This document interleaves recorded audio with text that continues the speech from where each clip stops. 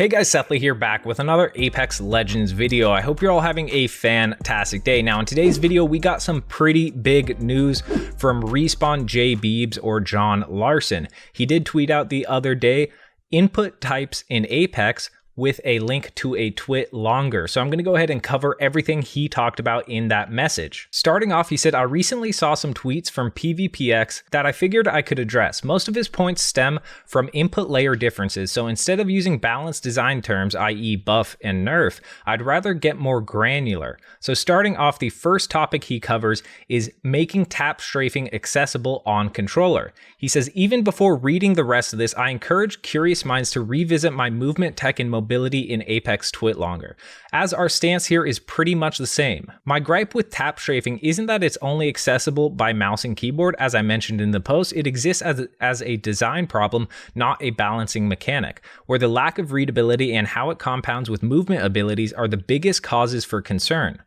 Take something like Path's Grapple, arguably the highest skill ceiling ability in the game. There are identifiable cues and constraints where players can learn. If Grapple attaches at X point and Path is moving in Y direction, he'll move roughly along this arc. He continues on to say, in most trivial examples, sure, I can learn a player will tap strafe around corners to cut off LOS faster, but add things that enhance mobility and learnability and counterplay quickly become clouded.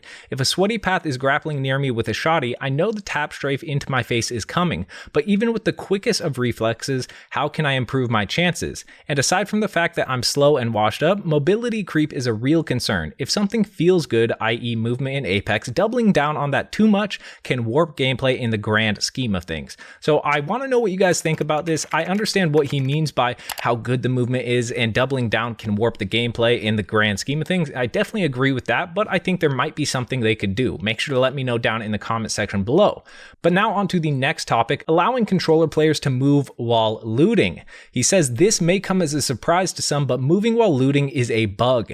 Is it a bug we'll ever fix? No. If I were to rewind to early Apex development, I suspect I'd agree with the design decision of stationary looting. Soon after Apex release though, I saw an efficient looting meta game emerge pretty quickly. This was before joining Respawn, and as a player I thought, I bet they never thought this whole shield swapping mechanic would end up being such an integral part of combat. Fast forward a bit and stuff like menu cursor speed options and gold armor finisher reworks signaled acceptance of this emergent looting gameplay.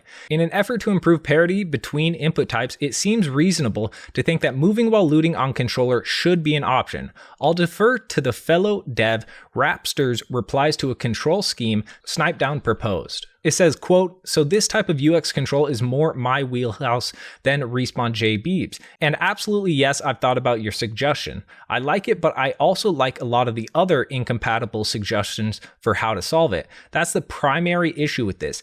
Either need overly cumbersome and interactable customization menu that's hard to maintain and is used by very small minority, or pick system that minority of small minority likes and others hate. We have 16 inputs for controller. That's a huge obstacle for nuanced problems like this. But Snipedown, absolutely, I've read your suggestions, talked them through with the design leadership, explored technical implementation, etc. Happy to talk more. And then they continued on with a TLDR saying it's not as simple as adding a menu option for loot with right stick. The fact that the left analog stick moves the cursor when menus are open is very much hard coded, and adding it along with other advanced interact controls requires UI code and design support that isn't a top priority right now for the aforementioned reasons. So what do you guys think about this not being a top priority? Do you think controller players should be able to move while looting? I definitely want to hear your thoughts on that. Now onto one more topic before we get onto the main topic I'm excited about. He said implementing more options for interact/keybind separation on controller. He said, if this is referring to the classic controller conundrum of having to reload on a door with a knocked teammate by your feet, I hear you. I'm exploring options here in improving the interact system's design, but keybind separation is a little trickier, as Rapstar pointed out. And I'm happy to hear they are exploring options about this. But now onto the main thing I wanted to cover. This topic is revisiting aim assist tuning. Starting off, they said, "We hear you loud and clear. Considering we offer different input options, it's not awfully surprising that there are gameplay affecting variations between mouse and keyboard, controller and PC lobbies, and console and PC lobbies.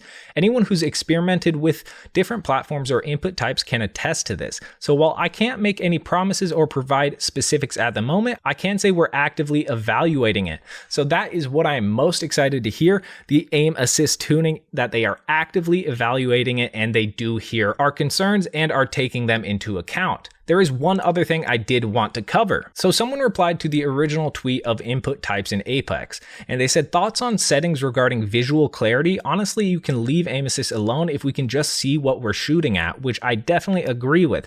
Josh Medina replied, he is the producer at Respawn, and he said, "I brought this up to people this week to discuss in the near future what we can do using reference shots, provided a thread from this week, LOL." So it is good. I think that is probably one of the biggest things they should be working on, and a priority is working on clearing up visual clutter. But make sure to let me know down in the comment section below, what do you guys think about all this news? Do you think they are working on the right things and have their priorities straight? Make sure to let me know.